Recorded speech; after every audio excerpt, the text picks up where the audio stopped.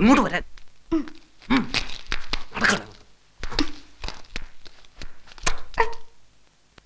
തള്ള മഹാതന്ത്രക്കാരിയാണ്. അക്രമം കാണിക്കാൻ മടിക്കില്ല. ആവശ്യം വരുമ്പോ വിളിക്കാം.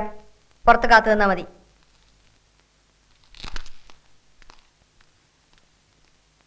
ഒക്കെ ആ മൻസൂറിന്റെ ബുദ്ധിമോശം കൊണ്ട് വന്നു പോയതാണ്. ഏത് കൊള്ളക്കാരുടെ നടുവിലാണാവോ ആ പാവം പെട്ടുപോയത്. അറിഞ്ഞിട്ടെന്ത് വിശേഷം? രക്ഷിക്കാൻ വഴിയുണ്ടോ നോക്കും. എന്നെ കൊണ്ടാവുന്നൊക്കെ ചെയ്യും. ആമിനത്താത്ത,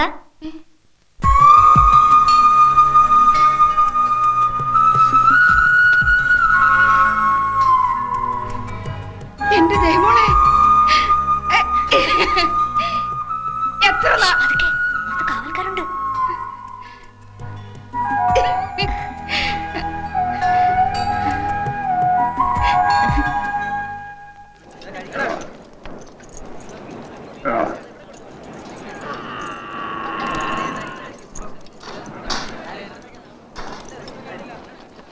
ബാഗ്ദാദിലേക്ക് പോകുന്നവർ, ബസ്രയിൽ നിന്നും വരുന്നവർ എല്ലാവരും നമ്മുടെ നാട്ടിലൂടെയാണ് കടന്നു പോകുന്നത്.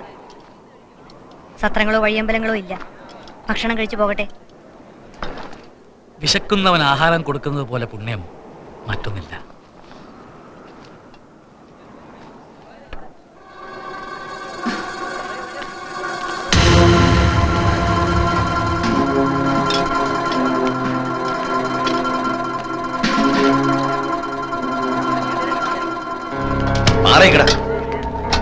വരൂ, ഇവിടെ എല്ലാവർക്കും ഭക്ഷണമുണ്ട്.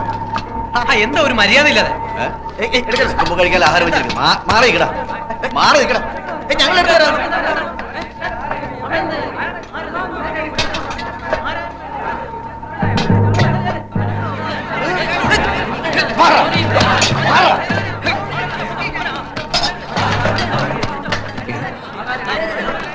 അപകടമുണ്ട്, വേഗം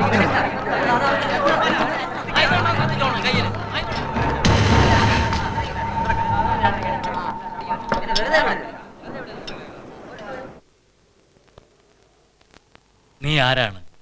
ഇവരാര്? എന്താണ് നിന്റെ തൊഴിൽ? എവിടെ നിന്ന് വരുന്നു? ഞാൻ ഇബ്രാഹിം, കസവ് വ്യാപാരാണ്. ചിയാലിയിൽ നിന്ന് വരുന്നു. കസവ് കച്ചവടം ഇവിടെയോ? വന്നപ്പോഴാണ് കേട്ട വിവരം തെറ്റാണെന്ന് മനസ്സിലായത്.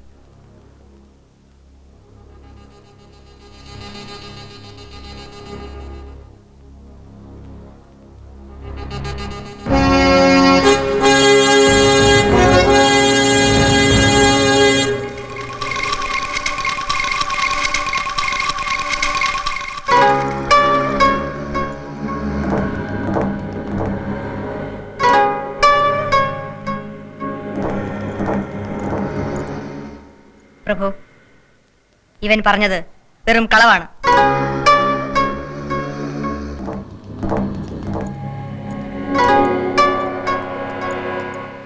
ഇവന്റെ പേര് ജവാൻ. ഒരു കൊള്ളക്കൂട്ടത്തിന്റെ തലവനാണ്. കൊള്ളയടിക്കാൻ പറ്റിയ സ്ഥലങ്ങൾ നോക്കി വെക്കാനാണ് ഇവൻ ഈ രാജ്യത്ത് വന്നത്.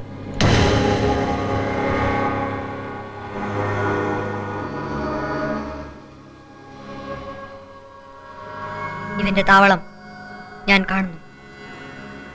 അവിടെ ക്രൂരമുഖമുള്ള ഒരു സ്ത്രീയെ ഞാൻ കാണുന്നു. കളവ് മുതലുകൾ കാണുന്നു. മന്ത്രമണൽ പറയുന്നത് ശരിയല്ലേ? സത്യം പറഞ്ഞില്ലെങ്കിൽ വേറെയും ശിക്ഷയുണ്ട്.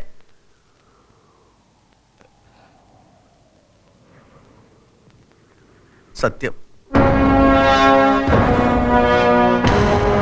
ഇവനെ തുറുങ്കിലടയ്ക്കും, ജീവപര്യന്തം. ദിവസം 30 ചാട്ടയടി. എന്നെ രക്ഷിക്കണം. ഇനി ഞാൻ കക്കില്ല, മേല് കക്കില്ല. പട്ടാളത്തെ അയച്ച് ഇവന്റെ താവളം പൊളിച്ച് നിരപ്പാക്കുക. തള്ളയെ അഗതി മന്ദിരത്തിലേക്ക് അയക്കുക. കളവ് മുതലുകൾ അടയാള സഹിതം വന്നാൽ നഷ്ടപ്പെട്ടവർക്ക് തിരിച്ചു കൊടുക്കുമെന്ന് പ്രഖ്യാപിക്കുക. കൊണ്ടുപോകും.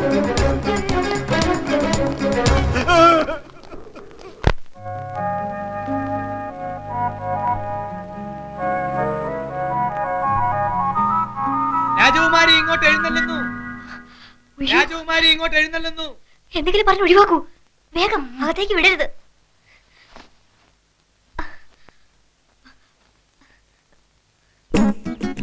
നിൽക്കൂ നിൽക്കൂ, ഇത് ആചാരത്തിന് നിൽക്കുന്നതല്ലോ. രാജകുമാരി മന്ത്രിമന്ദിരത്തിലേക്ക് എഴുന്നള്ളുകയോ? മന്ത്രിയോട് അവിടെ വന്ന് മുഖം കാണിക്കാൻ കൽപ്പിച്ചതായി പറയാം. പഴയ ആചാരങ്ങൾ പലതും മാറ്റിയ നാടാണിത്. ഒരു അത്യാവശ്യ കാര്യമുണ്ട്, അതിപ്പോ തന്നെ മന്ത്രിയോട് സംസാരിക്കേണ്ടതാണ്. ഓ, പാവം ക്ഷീണിച്ച് വിശ്രമിക്കുക. മന്ത്രിക്ക് ചെറുപ്പല്ലേ?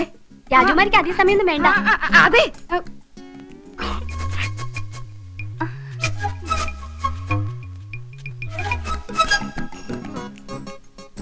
മന്ത്രമണൽ വായിക്കുന്ന വിദ്യ രാജകുമാരിക്ക് പഠിക്കണം എന്ന് ആഗ്രഹം. അത് പ്രയാസം. 10 വയസ്സ് തൊട്ട് പഠിക്കാൻ തുടങ്ങിയതാണ് ഞാൻ. ജപം, വ്രതം, ധ്യാനം, 9 കൊല്ലത്തെ അഭ്യാസം. ഇനിയും പൂർത്തിയായി എന്ന് പറഞ്ഞുകൂടാ. എന്നാലും പഠിക്കണമെന്ന് രാജകുമാരി. മറ്റൊരാളെ പഠിപ്പിക്കാൻ ഗുരുവായ മഹാസിദ്ധന്റെ അനുവാദം വേണമല്ലോ.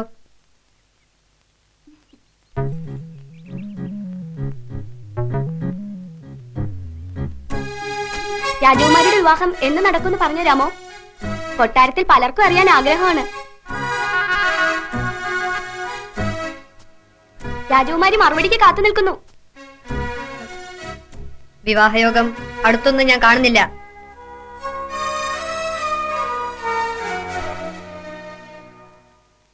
ഇപ്പോ രാജകുമാരിയുടെ മനസ്സിലൊരു നവയുവാവുണ്ട്. അതാരെന്ന് പറയാമോ? പിന്നെ ആവട്ടെ. രാജകുമാരിക്ക് ഇപ്പൊ അറിയണമെന്ന് നിർബന്ധം.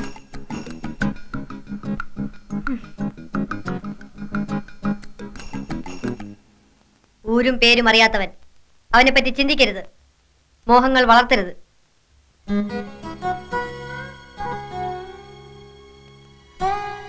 പിന്നീട് രാജകുമാരിക്ക് ദുഃഖിക്കേണ്ടി വരും. ഇതൊരു മുന്നറിയിപ്പാണ് എന്ന് മന്ത്രമണൽ പറയുന്നു.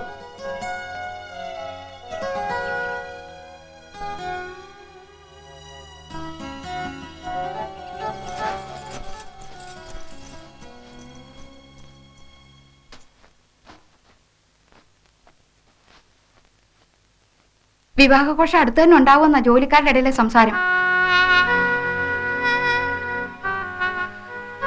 എനിക്ക് വയ്യ. രക്ഷപ്പെടാൻ ഒരു വഴിയും കാണുന്നില്ല. ഞാൻ എന്ത് ചെയ്യും അമൃതാത്ത?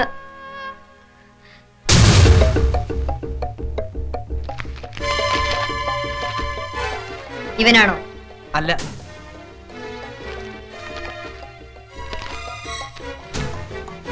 ഇവനോ? ഇവൻ തന്നെ ഉറപ്പ്. നല്ല പെൺകുട്ടികൾക്ക് 500 ദിനാർ വരെ തരുമെന്ന് പറഞ്ഞു. ഇവനാണ് റഷീദ്. അടിമക്കച്ചവടം നിരോധിച്ച നാടാണെന്ന് ഞാൻ പറഞ്ഞു. എന്നാലും ധനമോഹികൾ ഉണ്ടാവുമല്ലോ. അതവൻ അറിയാം. ഇനി നിങ്ങളുടെ തെരുവിൽ വരുമ്പോൾ കച്ചവടം നടത്താൻ പറ്റിയ ഒരാളുണ്ടെന്ന് പറഞ്ഞ് നേരെ ഇവിടെ വിവരം കൊടുത്താൽ മതി.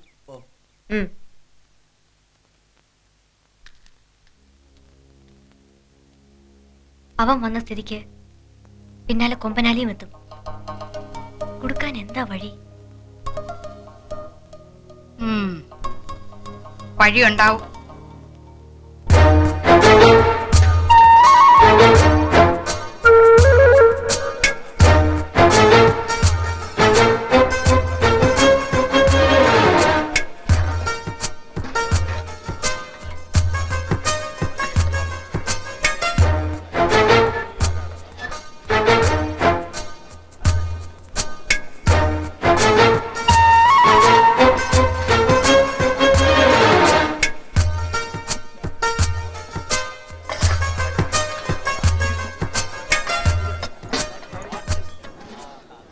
ഇതാണ് ആള്. കൊട്ടാരമണിക്കരായിരുന്നു വിളമ്പുന്നത്. പൂ പോലത്തെ പെൺകുട്ടികൾ. കണ്ടു നോക്ക്. നിങ്ങളാരാ? അത്യാവശ്യം ഈ കച്ചവടം നമ്മൾ നടത്തുന്നു. രാജാവറിഞ്ഞ വില നിലവാരം അറിയുന്ന ആൾ ഞാനല്ല. വിളിച്ചോണ്ട് വരാം.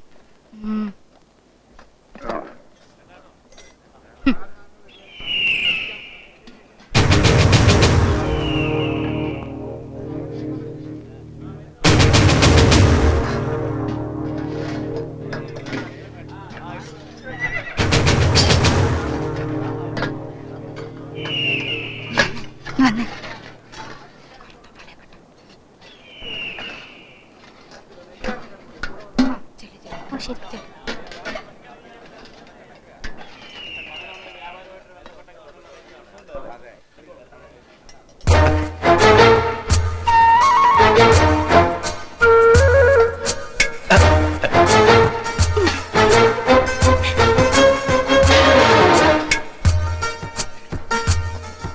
എങ്ങനെയുണ്ട്?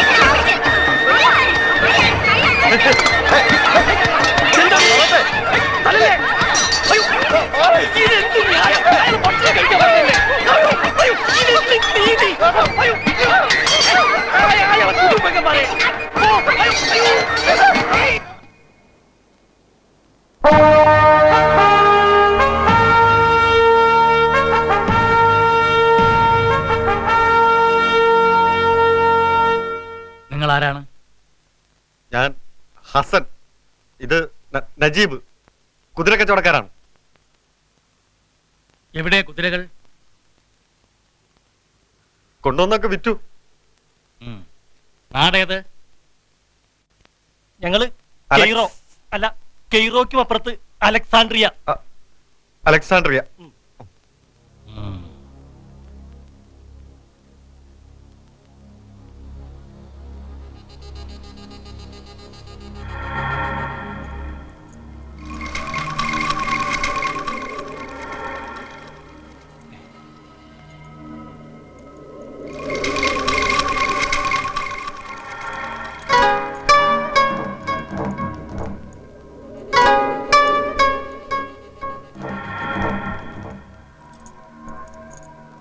മഹാരാജാവേ, ഇവർ പറഞ്ഞത് അത്രയും കളവ്. ഇനി മാറ്റി പറയരുത്. ഒരുവൻ ബസ്രക്കാരൻ ആലി ഷാഹർ ആനക്കൊമ്പിന്റെ കച്ചവടമായി തുടങ്ങിയതുകൊണ്ട് കൊമ്പനാലി എന്നിപ്പോഴും പേര്. പെൺകുട്ടികളെ അടിമകളാക്കി മൊറോക്കോവിലേക്കും അബിസീനിയയിലേക്കും കയറ്റി അയക്കലാണ് ഇവന്റെ തൊഴിൽ.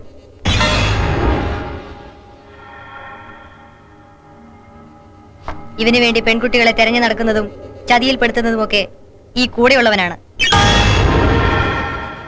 പേര് റഷീദ്.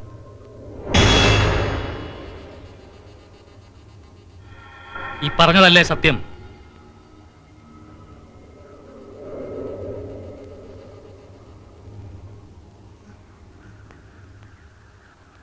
അല്ലേ?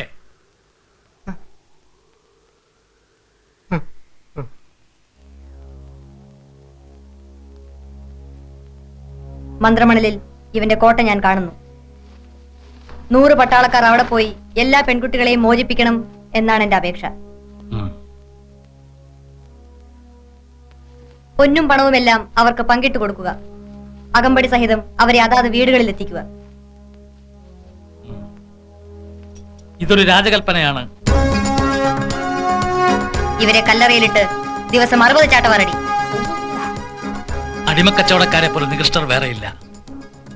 60 മതിയോ എന്നേ സംശയമുള്ളൂ. ചാട്ടം നനച്ചടിക്കണം. ഒരാൾ അടികൊള്ളുന്നത് മറ്റവൻ കാണണം. എന്നാലേ തന്റെ ഊഴം വരുമ്പോഴത്തെ വേദനയ്ക്ക് കാഠിന്യം കൂടൂ.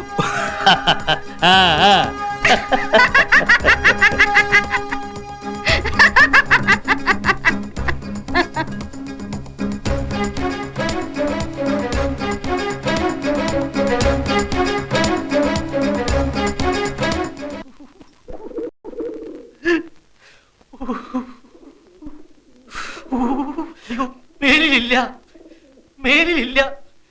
ചാക്ക് കണക്കിന് പണം തന്നാലും ഈ പണിക്ക് ഞാനില്ല. ഇന്നത്തെ അടി കൂടി കൊണ്ടു കഴിഞ്ഞാ എന്റെ പ്രാണം പോവും.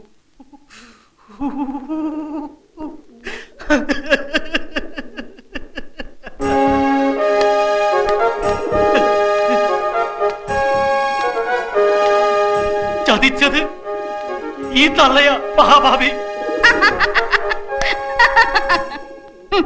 പഴത്തില് മയക്കുമരുന്ന് വെച്ച് ചതച്ചത് പുണ്യമായിരുന്നു എന്റെ മോനെ.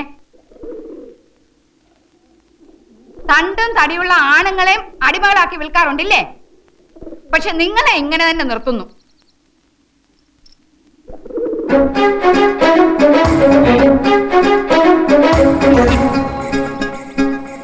സൗകര്യങ്ങളൊക്കെ ഇല്ലേ ആലിഷാഹ്?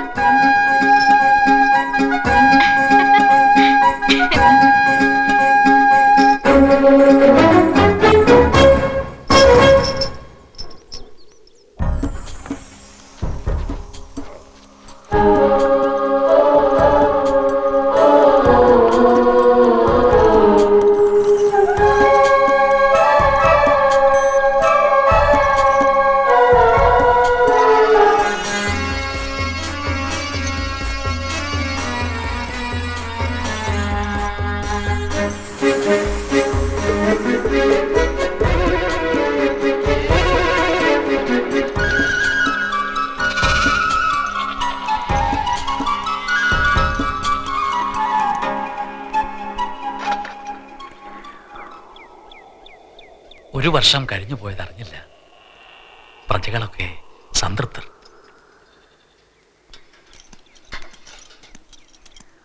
ഗോത്രവർഗക്കാർക്ക് വേണ്ടിയും ചിലത് ചെയ്യാനുണ്ട്. ഒരു മോഹം കൂടി ബാക്കിയുണ്ട്. കുറെ നാളായി ഞാനത് മനസ്സിൽ കൊണ്ടു കിടക്കുന്നു. അവിടുന്ന് കൽപ്പിക്കണം, നമുക്ക് നടപ്പിൽ വരുത്താം. ഇത് കുടുംബകാര്യമാണ്. അടുത്ത അവകാശിയെ പ്രഖ്യാപിക്കണം. പിന്നെ വായന, ഗ്രന്ഥരചന എനിക്ക് സ്വൈരമായിട്ടിരിക്കണം. ഈ ഇടയ്ക്കൽപ്പം ചതുരങ്ങൊക്കെ ആവാം, വേറൊന്നും വയ്യ. എൻ്റെ ഏകപുത്രിയെയും ഈ രാജ്യത്തെയും ഏൽപ്പിക്കാൻ അർഹതയുള്ള മറ്റൊരാളെ ഇനി അന്വേഷിക്കേണ്ടതില്ല. സമീർ, നീയാണ് എൻ്റെ അവകാശി. തിരുമേനി, എന്റെ ചില സാഹചര്യങ്ങൾ. വംശം, കുടുംബം, പാരമ്പര്യം ഒന്നും എനിക്ക് അന്വേഷിക്കേണ്ടതില്ല. രാജകുമാരിക്കും അതിൽ പരം മറ്റൊരാഗ്രഹമില്ല. കണ്ടപ്പോഴേ അവൾ അനുരാഗ വിവശയായി എന്ന് രാജ്ഞി എന്നോട് പറഞ്ഞു. വിവാഹകാര്യം ഞാൻ സംസാരിക്കാത്തതിൽ അന്തഃപുരം കുറച്ച് അസ്വസ്ഥമാണ്. ഇനിയും നീട്ടിക്കൊണ്ടു പോയാൽ അത് കലഹം തന്നെയായി മാറും. സ്ത്രീഹൃദയത്തെ പറ്റി ഹത്തീം തായി പറഞ്ഞ വരികളുണ്ടല്ലോ.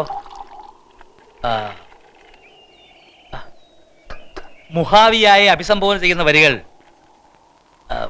ഓർമ്മ വരുന്നില്ല.